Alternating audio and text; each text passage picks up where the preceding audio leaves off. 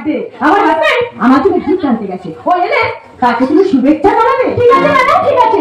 আজ আপনার স্বামী আসলে তাকে শুভেচ্ছা জানিয়ে বলবো, চরণে বিনা বাজিয়া উঠি চাউল তারাঙ্গা চরণে। কে